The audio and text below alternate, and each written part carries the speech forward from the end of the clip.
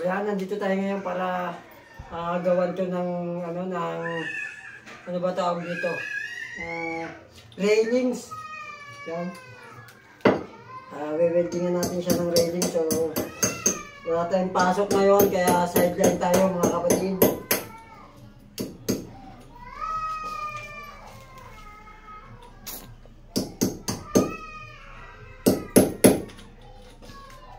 Yan, pinapalabas lang natin yung bakal niya para pag-weldingan natin.